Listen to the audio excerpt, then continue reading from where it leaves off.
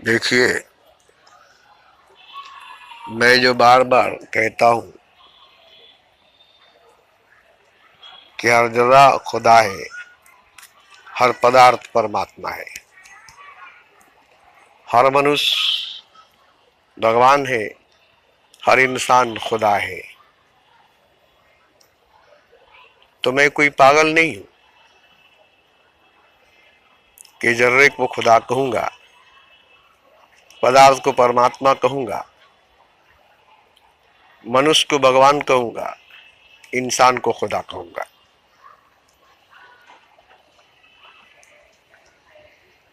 तो ये मैं कोई पागल नहीं हूँ कि मैं ऐसा बात कहूँगा, मगर जो सच्चाई है, जो हकीकत है, वो मैंने जाना है, मैंने पहचाना है, खुदा को नहीं बल्कि खुद को। और जब खुद को पहचाना है, खुद को जाना है, तो सबको पहचाना है, सबको जाना है। तो मैंने बार बार कहा है कि चोरों को सारे नजर आते हैं चोर, जो खुद चोर होता है उसी को सब चोर नजर आता है। तो मैं खुद खुदा हूं, इसलिए मुझे सब खुदा लगता है, मैं सबको खुदा समझता हूं, क्योंकि सब जैसे मैं हूं वैसे सब है। तो जैसे मैं खुदा हूं वैसे सब खुदा है। एक एक पदार्थ जब परमात्मा, एक एक जर्रा जब खुदा है, तो फिर मनुष्य भगवान क्यों नहीं, इंसान खुदा क्यों नहीं? हालांकि ऐसे देखेंगे तो एक भी इंसान खुदा नहीं है, एक भी मनुष्य भगवान नहीं है, एक भी पदार्थ परमात्मा नहीं है, एक भी जर्रा खुदा नहीं है।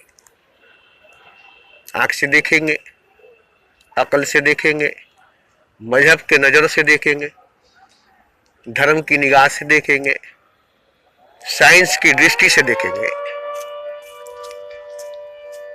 तो आपको खुदा दिखाई ही नहीं देगा। पदार्थ दिखाई देगा, परमात्मा नहीं। जर्रा दिखाई देगा, खुदा नहीं। मनुष्य दिखाई देगा, भगवान नहीं। इंसान दिखाई देगा, खुदा नहीं। क्योंकि आप जिस नजर से देख रहे हैं, उस नजर से आप मनुष्य को मनुष्य जैसा ही देख सकते हैं, इंसान को इंसान जैसा ही देख सकते हैं, पदार्थ को पदार्थ जैसा ही देख सकते हैं, जर्रे को जर्रे जैसा ही देख सकते हैं। क्योंकि आपकी आंख आपको धोखा दे रही है, आपकी अकल आपको धोखा दे रही है, आपकी समझ आपको धोखा दे रही है, आपके ग्रंथ, शास्त्र, वेद, पुराण, उपनिषद, आपके मजहब, आपके धर्म आपको धोखा दे रही है। कोई कोहिनूर हीरे को कोयला कहेगा तो आप उसे कोयला समझ लेंगे, या कोयले को कोई कोहिनूर हीरा कहेगा तो क्या आप उसे कोहिनूर हीरा समझ लेंगे? मगर कोयला जो है, कोहिनूर हीरा जो है, वो एक ही है। कोयला जब बरसों बरसों तक जमीन में दबी हुई रहती है, जमीन के दबाव में रहती है, वो बाहर निकल नहीं पाती है, तो जमीन की सारी शक्ति, सारी ऊर्जा, सारा पावर उसको मिलने लगती है, और वो धीरे धीरे कोयला से बदल करके हीरा बन जाता है, कोहिनूर हीरा बन जाता है। तो था तो वो कोयला ही, मगर बरसों बरसों जमीन में दबे रहने की वजह से, बाहर नहीं आने की वजह से, उस कोयले के अंदर पूरे जमीन की, पूरी धरती की शक्ति समा गई और वो कोयला से हीरा बन गया।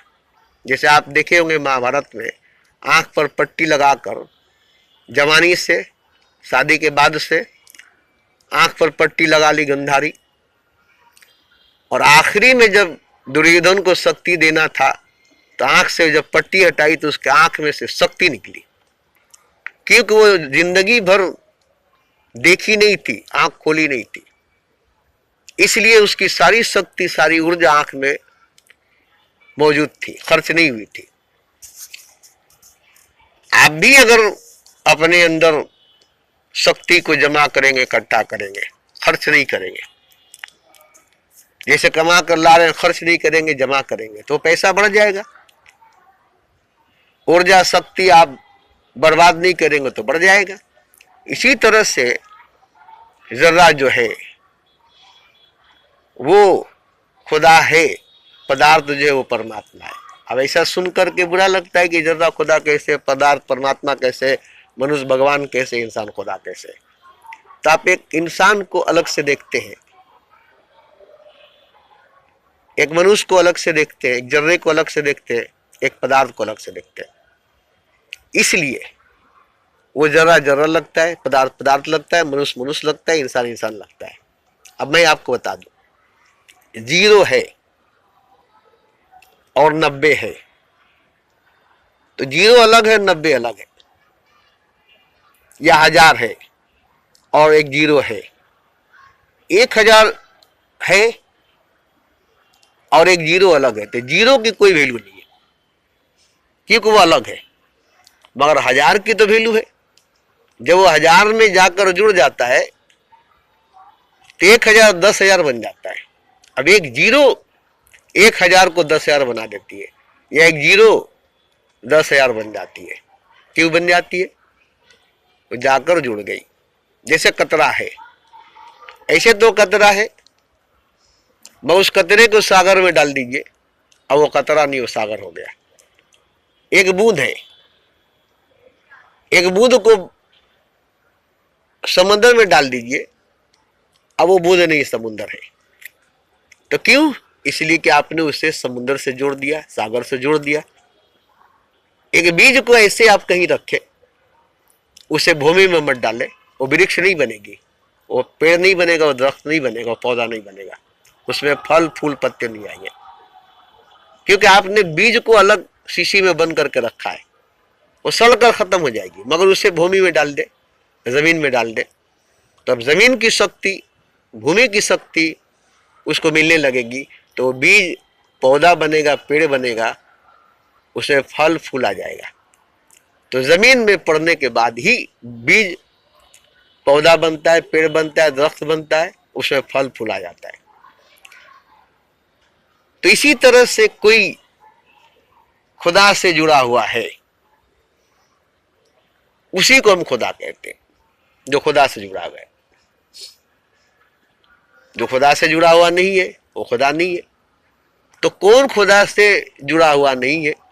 कौन खुदा से जुदा है? किससे जुदा खुदा है? किसको खुदा से अलग करके दिखा सकते हैं? किसको खुदा से जुदा करके दिखा सकते हैं? किससे खुदा को अलग करके दिखा सकते हैं? किससे खुदा को जुदा करके दिखा सकते हैं? करके दिखाइए तो हमें। एक जर्रे से खुदा को अलग करके दिखाइए, एक पदार्थ को परमात्मा से अलग करके दिखाइए। तो अलग अलग है, तो पदार्थ पदार्थ है, परमात्मा परमात्मा है, जर्रा जर्रा है, खुदा खुदा है, मनुष्य मनुष्य है, भगवान भगवान है, इंसान इंसान है, खुदा खुदा है। अलग अलग है तो, मगर अगर अलग अलग नहीं है तो, जैसे रूह और जिस्म एक साथ है, एक है, तो जिस्म भी जिंदा है, रूह भी जिंदा है, रूह और जिस्म दोनों जिंदा है। रूह को रूह बोलते, जिस्म को जिस्म बोलते। लेकिन रूह निकल जाए, जिस्म मर जाएगी, तो रूह प्रेत बन जाएगा, भूत बन जाएगा, उसको रूह नहीं कहा जाएगा, उसको आत्मा नहीं कहा जाएगा, अब उसको प्रेत कहा जाएगा, और जिस्म को लाश कहा जाएगा, सौ कहा जाएगा। देखिए यहीं पर आप समझ लीजिए कि जिस्म और रूह जब एक साथ थी तो जिंदा थी, तो रूह को रूह कहा गया, आत्मा को आत्मा कहा गया, शरीर को शरीर कहा गया, जिस्म को जिस्म कहा गया। लेकिन जिस्म से रूह अलग हो गया और उससे जिस्म अलग हो गया। अब रूह को प्रेत कहा जाएगा, भूत कहा जाएगा, रूह नहीं कहा जाएगा। आत्मा को प्रेत कहा जाएगा, भूत कहा जाएगा, आत्मा नहीं कहा जाएगा। और शरीर को लाश कहा जाएगा, शव कहा जाएगा, जिस्म को लाश कहा जाएगा। अब यही बोलिए तो क्यों जिस्म को लाश कहा जाए और रूह को प्रेत कहा जाए? क्यों? इसलिए कि दोनों अलग अलग है, दोनों एक साथ थे, जिंदा थे, जी रहे थे, चल फिर रहे थे, खा पी रहे थे। तो जिस्म को जिस्म कहा जाता था, रूह को रूह कहा जाता था। रूह और जिस्म को एक साथ, रूह को रूह, जिस्म को जिस्म कहा जाता था। रूह को भूत प्रेत नहीं कहा जाता था, जिस्म को लाश सौ नहीं कहा जाता था। क्यों? रूह और जिस्म एक साथ थी इसलिए। जैसे आप कपड़ा पहने, पोशाक पहने, लिबास पहने, आपको कोई नंगा नहीं कहेगा, कोई भी आपको नंगा नहीं कहेगा, क्योंकि आप लिबास पहने, पोशाक पहने, कपड़ा पहने। लेकिन आप बहुत बड़े नामवर, बहुत बड़े मशहूर आदमी हैं दुनिया में, शहर में, गांव में, मुल्क में, आपका बड़ा इज्जत, बड़ा नाम है, तो आप नामी है, नामवर है। तो अब आप जरा कपड़ा उतार दीजिए, नंगा हो जाइए, आपको पागल कहा जाएगा। क्यों पागल कहा जाएगा भाई? आप तो बहुत मशहूर आदमी है, आप तो बहुत नामवर आदमी है, कपड़ा उतर गया, नंगा हो गए, तो क्या आपका नाम बदनाम हो जाएगा?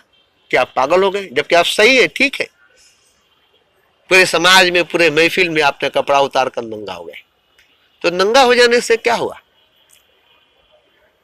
आपकी बेइज्जती हो गई, आप बेइज्जत हो गए। लेकिन हाँ, आप बेइज्जत हो गए, आपकी बेइज्जती हो गई, आपके पूरे परिवार आपको नंगा देख लिया, कभी नंगा कोई देखा नहीं था, तो नंगा आप हो गए, आप बेइज्जत क्यों हो गए? आपकी बेइज्जती क्यों हो गई? कपड़े से आपकी इज्जत क्यों होगी? आपकी इज्जत कपड़ों से क्यों होगी? लिबास से, पोशाक से क्यों होगी? आपको तो खुदा ने पैदा किया नंगा, फिर आपकी बेइज्जती क्यों होगी? आप बेइज्जत क्यों होंगे? तो इज्जत मिलती है लिबास से, पोशाक से, कपड़े से, नंगा होने से नहीं। नंगा होने से बेइज्जती मिलती है, इज्जत नहीं मिलता है। तो इज्जत आपकी चली गई, आपका सब कुछ चला गया, इज्जत चली गई, आपका सब कुछ चला गया। अब आपको कोई भी नहीं जानेगा, नहीं पहचानेगा, क्योंकि आपके पास इज्जत नहीं है, लिबास नहीं है, पोशाक नहीं है, नंगा, इसलिए बेइज्जत हो गए, अब आपके पास इज्जत नहीं है। सोने चांदी के गहने पहन लीजिए, गले में हार, हाथ में घड़ी, सर पर ताज, पूरा जिस्म नंगा रहे, बस सोने का जेवर पहन लीजिए, एकदम नंगा रहना चाहिए, औरत भी मर्द भी, जिससे इज्जत होती है। मगर पोशाक नहीं है, लिबास नहीं है, कपड़ा नहीं है, सोना का सारा आभूषण, सोना का सारा जेवर आप पहन लिए, सर से पांव तक जेवर ही जेवर है, मगर नंगा होने की वजह से, हीरे जड़ा हुआ, हीरे से जड़ा हुआ जेवरात, आभूषण पहनने के बाद भी सिर्फ नंगा हो जाने की वजह से, लिबास, पोशाक, कपड़ा नहीं होने की वजह से, एक चादर नहीं होने की वजह से आप बेइज्जत हो गए, आपकी इज्जत चली गई। अब ये सोने चांदी, हीरे जवाहरात के गहने भी आपको इज्जत नहीं देंगे। ये नहीं कि सोने चांदी के गहने, जेवरात, हीरे जवाहरात जड़े हुए, ताज पहने हुए हैं, आप राजा हैं, शहंशाह हैं, आपकी इज्जत है, नहीं, आपको पागल कहा जाएगा, आपको बेइज्जत किया जाएगा, आपकी इज्जत चली गई। तो क्यों चली गई?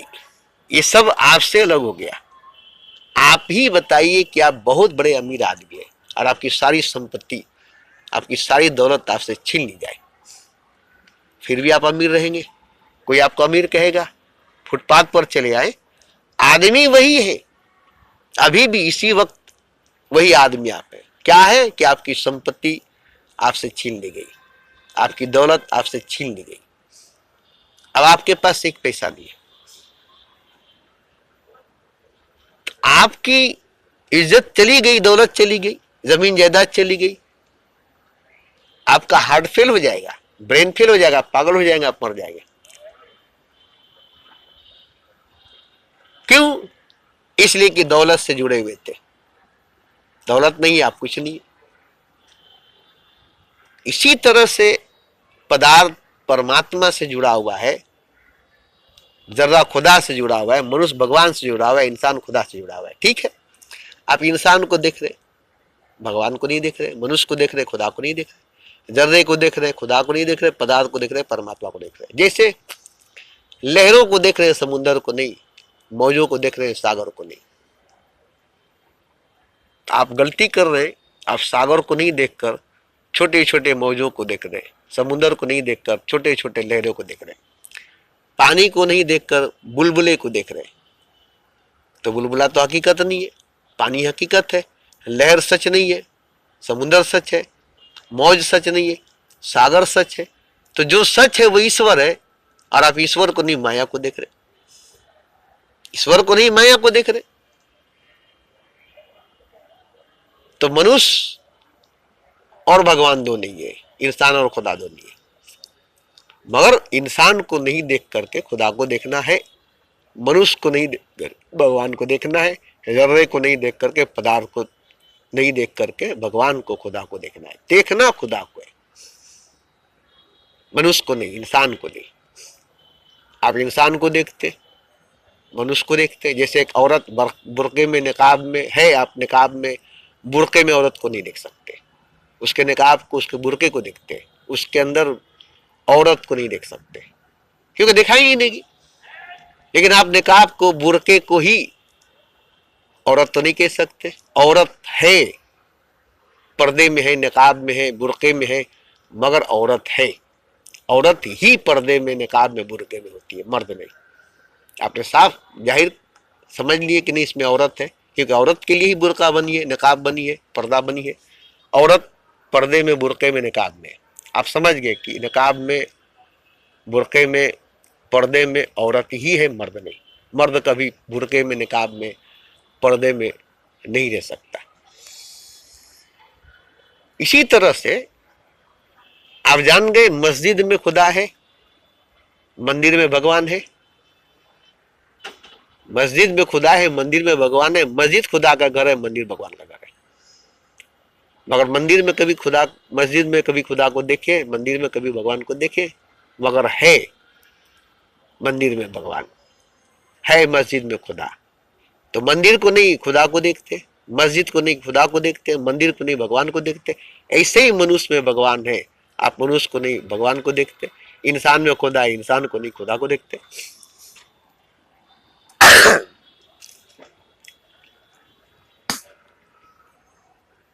पदार्थ में परमात्मा है, आप पदार्थ को नहीं परमात्मा को देखते। देखिए, कागज है, उसमें छपा हुआ नोट है, आप कागज को नहीं नोट को देखते। कागज है, 2000 का नोट, 500 का नोट, वो है कागज। अब उस कागज में 2000 का नोट छपा हुआ है तो रुपया हो गया। ब्रेन चेक में वो भी एक कागज है, उस पर आपने करोड़ों करोड़ रुपया लिख दिया, अब उसमें वो रुपया है, वो करोड़ों करोड़ रुपया। वसीयतनामा भी तो कागज है ना। एक वसीयतनामा में अपनी पूरी जमीन जायदाद वसीयत कर दिया, अब उस वसीयतनामा में पूरी जमीन जायदाद आ गई है, तो वो कागज, और उस कागज में पूरी जमीन जायदाद आ गई। तो आप उसको कागज कहेंगे कि जमीन जायदाद कहेंगे? आप उसको कागज कहेंगे कि रुपया कहेंगे? जो चेक है उसमें आप करोड़ों करोड़ों अरबों रुपया लिख दिए ब्लैंक चेक में, तो उसमें रुपया है कि कागज है? वो रुपया है कि कागज है? ब्लैंक चेक में रुपया लिख दिए, करोड़ों करोड़ रुपया, अब वो रुपया है कि कागज है? वसीयतनामा में अपनी सारी संपत्ति, सारी प्रॉपर्टी, सारा खजाना आपने किसी का नाम कर दिया, तो वो कागज क्या है? संपत्ति है ना, उसमें सारा संपत्ति आ गया है ना। आपके अंगूठा, आपका सिग्नेचर, आपकी रजामंदी उसमें लिखी हुई है। अपने पूरे होश और आवास में मैं वसीयत करता हूं कि अपना सारा जायदाद फला का नाम में करता हूं। इतना लिख देने के बाद, अंगूठा देने के बाद, सही दे देने के बाद, गवाह को भी उसमें शामिल कर देने के बाद, वो तो कागज न है, मगर उसमें सारी प्रॉपर्टी आपकी आ गई। आपकी प्रॉपर्टी आपकी नहीं रही, आपकी संपत्ति आपकी नहीं रही, क्योंकि आपने उसे दे दिया, आपने उसे दे दिया। तो इसी तरह से है। देखिए, आपको क्या देखना है वो मैं बता रहा हूं। आप जो देख रहे हैं ठीक है, कागज देख रहे हैं, उसमें लिखा हुआ है अरबों अरबों रुपया, वो ब्लैंक चेक है। कागज है जो देख रहे हैं ठीक है, उसमें वसीयत किया हुआ है, उसमें सारी प्रॉपर्टी है। कोई वकील से पढ़ाइए या कोई पढ़े लिखे से पढ़ाइए तो लग रही तो पूरी संपत्ति का तुमको हकदार बना दिया गया है, ये तो पूरी संपत्ति तुम्हारे दाम में कर दिया गया है। और इस कागज पर पूरा संपत्ति है, इस ब्लैंक चेक में इतना रुपया है। तो जो आप देख रहे हैं उसमें क्या है वो ना देखना पड़ेगा। आप बोलिए तो कागज मान लीजिएगा ब्लैंक चेक को, उसको रुपया नहीं मानिएगा। कागज मान लीजिएगा वसीयतनामे को, उसको संपत्ति नहीं मानिएगा। कागज मान लीजिएगा 2000 के नोट को, उसे 2000 का नोट नहीं मानिएगा। इसी तरह से खुदा हर शय में है और आप शय को देखते खुदा को नहीं। बस आप खुदा को देखिए, ब्लैंक चेक को देखिए कितना रुपया लिखा हुआ है, अब कागज को नहीं, अब रुपया को देखेंगे। वसीयतनामा को देखिए कितना संपत्ति लिखा हुआ है, अब आपको संपत्ति नजर आएगा, वसीयतनामा नहीं। 2000 का नोट कागज है मगर आपको 2000 का नोट नजर आएगा, कागज नहीं। तो यहां आपका नजर ठीक है, यहां आपका समझ ठीक है। ऐसे ही हर पदार्थ में, हर चीज में खुदा है। खुदा को देखिए, हम में, तुम में, खर में, कम में, सब में बेपैराम। मेघनावी कुंडल बसे ढूंढे बन बन माही गए, से घट घट हरीश बसे दुनिया जानत नहीं। सब गलत काम बोलते। मनुष्य भगवान है, इंसान ही खुदा है। आप खुदा को देख लेंगे तो मनुष्य मनुष्य नहीं रहेगा, इंसान इंसान नहीं रहेगा। अब इंसान है कहा, मनुष्य है कहा, अब तो खुदा है। मगर आप मनुष्य को पकड़ कर रखते, पर्दा को पकड़ कर रखते, पर्दे के पीछे, पर्दे में खुदा है, उसको आप नहीं देखते। ये आपकी गलती है। हम भी नहीं देखते थे, हम भी सीधा सीधा पर्दे को देखते। जैसे मिसाल के तौर पर देखिए ना, सिनेमा हॉल में जाइए, फिल्म चल रही है, पर्दे को देखिए ना, पर्दे पर फिल्म चल रही है, पर्दा दिखाई नहीं देगा, फिल्म दिखाई देगा, जबकि पर्दा है वहां पर। अब पर्दे पर फिल्म चल रही है और आपको पर्दा नहीं दिखाई दे रही, फिल्म दिखाई दे रही है। तो पर्दा तो नहीं दिखाई दे रही है, मगर बिना पर्दा के फिल्म नहीं दिखाई देगी। पर्दा क्या है? कपड़े का सफेद पर्दा है, सफेद कपड़े का पर्दा है जिस पर फिल्म दिखाई जा रही है। तो आप फिल्म को देख रहे, पर्दे को तो नहीं देख रहे, आपको तो पर्दा नहीं दिखाई दे रहा है, तो क्या पर्दा नहीं है? तो उसी वक्त आपको पर्दा देखना है जिस वक्त फिल्म देख रहे हैं। बाद में तो दिखाई देगा, फिल्म खत्म हो जाएगी तो पर्दा दिखाई देगा, तब आप कहेंगे पर्दा दिखाई दे रहा है, पर्दा है। लेकिन फिल्म के चलते में, फिल्म के दौरान में आपको पर्दा दिखाई देना चाहिए।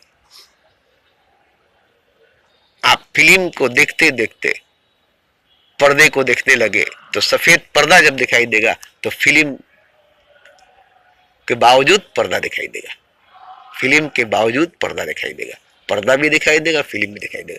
तो आपकी आंख अगर गहरी होगी तो पर्दा दिखाई देगी, फिल्म भी दिखाई देगा। ऐसे इंसान दिखाई देगा, खुदा भी दिखाई देगा, हर चीज दिखाई देगा, खुदा भी दिखाई देगा, हर पदार्थ दिखाई देगा, खुदा भी दिखाई देगा। तो आपका ध्यान खुदा पर चल जाएगा, फिर चीज नहीं खुदा नजर आएगा, पदार्थ नहीं परमात्मा नजर आएगा। तो ये देखने का ढंग है, इसको बहुत सीखना पड़ता है, देखना सीखना पड़ता है, जैसे बोलना सीखना पड़ता है। बच्चे बोलना जान जाते, मगर कहाँ क्या बोलना चाहिए ये सीखना पड़ता है, किससे क्या बोलना चाहिए ये सीखना पड़ता है। जिससे तिससे जो बात बोल देंगे, जिसको तिसको जो बात बोल देंगे, तो नहीं, जिससे बोलना है और जो बोलना है उसी से वो बोलना है। सबसे सब बात नहीं बोला जाता है, बोलना तो आता है, मगर किससे क्या बोलना है और कैसे बोलना है, किस तरीके से बोलना है। अच्छी बात को अच्छी तरीके से बोलना पड़ेगा। गाली भी अगर अच्छी तरीके से देंगे, अच्छे अंदाज से देंगे तो गाली भी अच्छा लगेगा। वो जो देते हैं गाली तो हमें अजान लगता है, वो जो अजान देते हैं तो हमें गाली लगता है, यही बात है। वो जो देते हैं गाली तो अजान लगता है और वो जो अजान देते हैं तो गाली लगता है। तो अंदाज जो है देने का वो गलत है। आप किसी को कुछ दीजिए गलत अंदाज में तो देखिए वो क्या कहेगा। पानी देना किसी को गिलास में, उसका भी तरीका, अगर उस तरीके से पानी नहीं देंगे तो पीने वाला कहेगा कि ये पानी मत पियो। खाना परोसने का तरीका, खाना देने का तरीका, अगर वो तरीका गलत है तो खाना खाने वाला सही से खाना नहीं खाएगा। मगर तरीका अगर सही है तो खाना जैसा भी है, खाना देने वाला का भाव, खाना देने वाला का तरीका अच्छा है तो खाना कोई माने नहीं रखता है, उसका देने का भाव, उसका देने का तरीका। एक आदमी के यहाँ मेहमान है और चाय में चीनी नहीं था और सबको चाय हाथ में दे दिया और जाकर कहा कि आप लोग से गुजारिश है कि हमने किसी एक प्याले में चीनी देना भूल गया है, बाकी सब में चीनी है, सिर्फ एक में नहीं है। और जिसमें नहीं है वो खामोशी से पी ले, वरना हमारी बेइज्जती हो जाएगी। तो वो जाहिर नहीं करे कि हमारे प्याली में चीनी नहीं है। तो जिसके प्याली में चीनी नहीं थी वो समझा कि मेरे ही प्याली में नहीं है, जबकि सबके प्याली में चीनी नहीं थी। तो क्या था अंदाज बोलने का, ढंग बोलने का, तरीका बोलने का। ऐसा लगा कि सही मानों में सबके प्याली में चीनी है और हमारे प्याली में चीनी नहीं है, ये सबको लगा, जबकि सबके प्याली में चीनी नहीं थी। मगर सबको नहीं लगा कि सबके प्याली में चीनी नहीं है। सबको यही लगा कि हमारे ही प्याली में चीनी नहीं है, बाकी सबके प्याली में चीनी है। तो ये बोलने वाले का अंदाज था। इसीलिए गालिब का अंदाजे बयां कुछ और है। यूं तो वे बहुत ही सुखनवर, बहुत, मगर गालिब का अंदाजे बयां कुछ और है। तो देखिए, बातें बहुत कहने वाले चले गए कहकर, बात वही है पुरानी। कहने वाले का अंदाज जो नया है, पुरानी बातों को नया कर देता है, ताजा कर देता है। मरी हुई बातों को ताजा कर देता है, मुर्दे बातों को ताजा कर देता है। अंदाज ऐसा होता है बयान करने का कि ताजा हो जाता है। रफी की गीत गाना सुनिए और मुकेश का गाना सुनिए। मुकेश का कोई भी गाना ऐसा नहीं जिसमें गम का साया नजर नहीं आएगा, और रफी का कोई ऐसा गाना नहीं जिसमें खुशी का परछाई नजर नहीं आएगी। तो रफी के गाने का अंदाज ही कुछ और था। गमगीन गीत भी गाते थे तो भी अच्छा लगता था, और मुकेश अच्छे खासे गीत गाते थे, सब एक ही ढर्रे की, एक ही ढर्रे की, एक ही जैसा। मगर रफी का गाने का अंदाज क्या था, हर गाना को अलग अलग अंदाज से, और सब हीरो के अंदाज से गाते थे। जानी वकर का जानी वकर जैसा, महमूद का महमूद जैसा, धर्मेंद्र का धर्मेंद्र जैसा, दिलीप का दिलीप जैसा, राजेंद्र कुमार का राजेंद्र कुमार जैसा, मनोज कुमार का मनोज कुमार जैसा। जो जैसा था बोलने में वैसे ही गीत गाते थे, इसलिए मोहम्मद रफी का गाना सबसे मशहूर हुआ। तो क्या था उनका अंदाज गाने का अलग था। लता का गाना का एक ही अंदाज है, एक ही आवाज, एक ही अंदाज है। साफ लगेगा कि लता का आवाज है। कोई भी हीरोइन गाएगी, निभाएगी तो लता की आवाज है। मगर मोहम्मद रफी, नहीं नहीं जानी वकर का आवाज है, नहीं नहीं राजेंद्र कुमार का आवाज है, नहीं नहीं दिलीप कुमार का आवाज है। ऐसे मोहम्मद रफी का आवाज दूसरे का आवाज में तब्दील हो जाती थी। तो क्यों? अंदाज ऐसा था उनका गाने का। इसी तरह से देखिए बोलने का तरीका। कबीरदास ने कहा, हे मेरी पिता की मेहर मुझे पानी पिला दो। वो झाड़ू उठाकर मारने दौड़ी, और वही दूसरा संत जाकर बोले, हे माते मुझे पानी पिला दो, तो पानी पिला दी। तो पिता की मोहर, ए मेरे बाप की मेहर, ये गाली हुई। जबकि वही बात हुई, ए मेरी माँ, ए मेरी माँ, ये गाली नहीं है। और बाप की मेहर, ए मेरे बाप की मेहर, तो गाली बन गया, ए मेरी माँ। तो मेरी माँ भी तो वही ना हुआ, मेरी बाप की बीवी, मेरी बाप की मेहर। मगर सीधा सीधी बाप की मेहर, बाप की बीवी बोलने से गाली बन गई। और माँ बोलने से अपने बाप से नहीं जोड़ा, माँ बोला मगर अपने बाप से नहीं जोड़ा, और अपने बाप से जोड़ दिया, ए मेरे बाप की मेहर। तो अपने बाप से उसको जोड़ दिया, ये गाली बन गया। तो इसी तरह से बात एक ही है, बात करने का ढंग तरीका अलग है, और ये गाली बन गया। इसी पर कहा गया कि वो जो देते हैं गाली तो अजान लगता है, और जो अजान देते हैं तो गाली लगता है। तो देखिए सुनकर पता चल जाता है, बात करने का ढंग बता देता है इस इंसान के अंदर क्या है। जुबान में बात वही है, अंदाज बदल गई है, नजर वही है, नजर बदल गई है। पहले वाली नजर नहीं है, पहले वाली बात नहीं है। मतलब निकल गया तो पहचानते नहीं। तो इसी तरह से है, समझे ना, और कोई बात नहीं है।